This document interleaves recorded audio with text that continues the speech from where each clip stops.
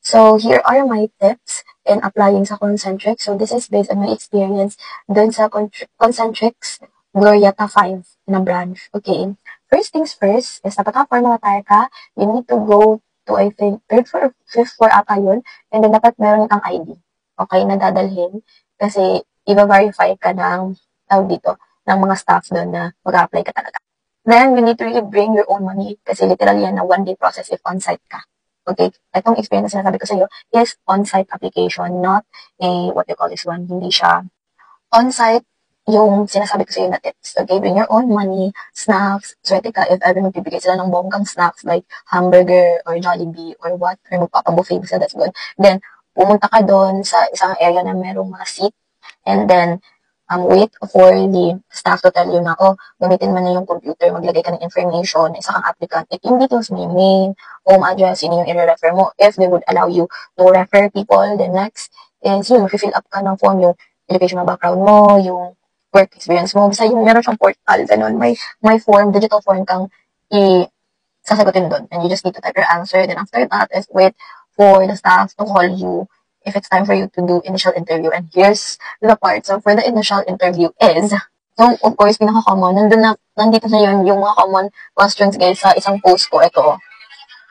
So, just look sa collections ko, doon makikita niyo yung mga interview questions na usually tinatanong ng mga interviewer. First is, tell more about yourself. Huwag mo nang sabihin yung mga nakatype dun sa computer, before kang tinawag, makita na yun ng interviewer. Like, ano ba yung skills mo? Ano ba yung experience mo na maaari mong i-apply sa company para yung ma-leverage naman yung skills mo inside the company? Okay? Let's say,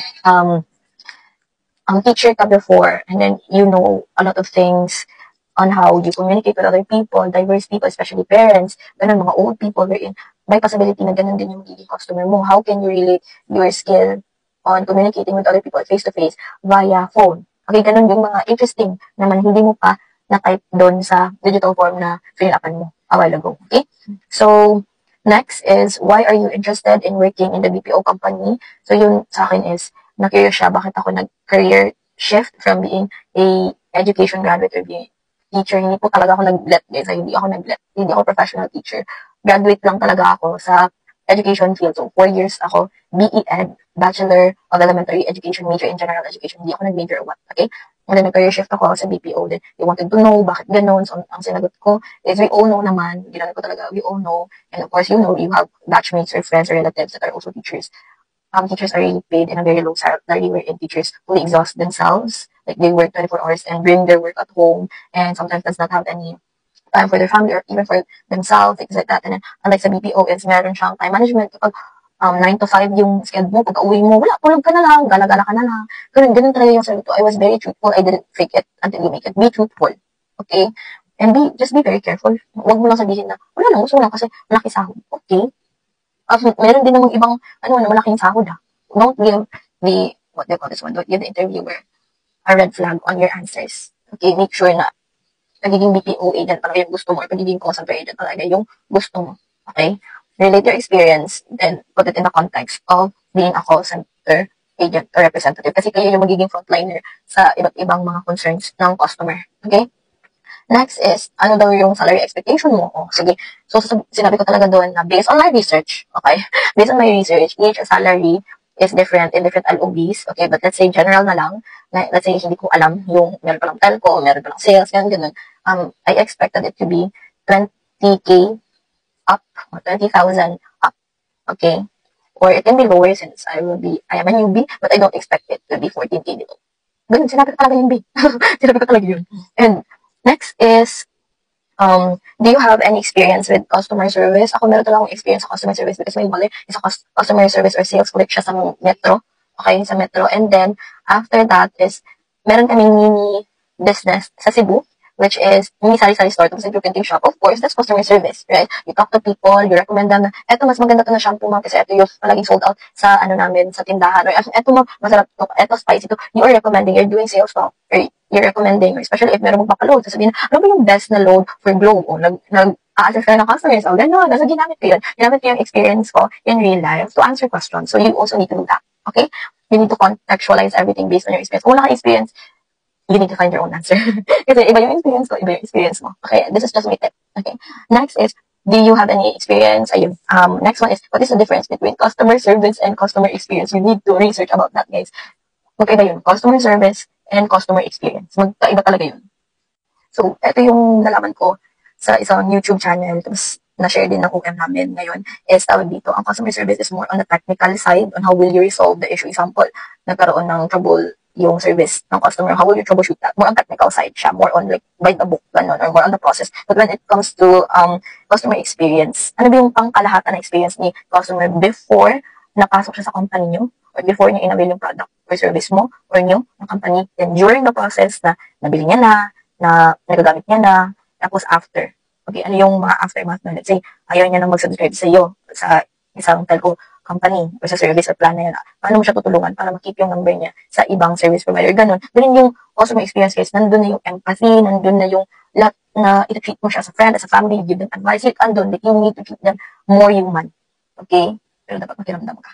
Okay, kasi meron ibang customer na gusto technical side lang. Yung iba naman is gusto yung more on sa emotional side. Ganun na nakaka-relate or you can make connection. Ganun. Next is, are you comfortable now when working in a fast-paced environment? So yes, sabihin talaga yes. You need to be really flexible. You need to be really quick in adapting a lot of changes or updates if ever merong updates sa company nyo.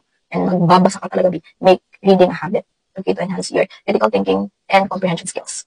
So, those are yung mga common questions talaga for initial interview. Tignan niyo na lang po yung, yung video ko sa collections dun. Ito, yung etong part na to. Ito, kasi na yun.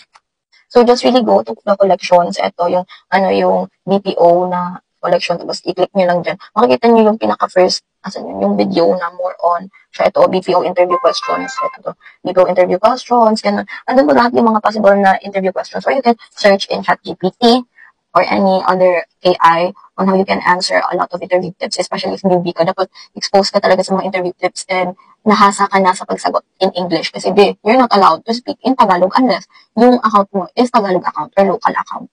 Okay? Next is, patience is a virtue.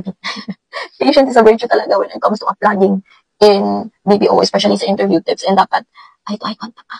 Don't be intimidated by the interviewer. Okay, don't be intimidated. Be ready. Kapag binigyan ka ng out-of-the-box question, bigyan mo din ng out-of-the-box answer. Ganun. Out-of-the-box din talaga. Kala mo ganun. Yung mararamdaman mo talaga, yata kayo pa sa mga interviewer na to Huwag mong hayaan, okay? Nag-aksaya ka ng oras dyan, yung pamasahe mo, yung effort mo, tapos gaganyan. Give your best shot. Okay? And next is, be clear in your voice. Okay? And stop, what do you call this one? Stop fillers as much as possible.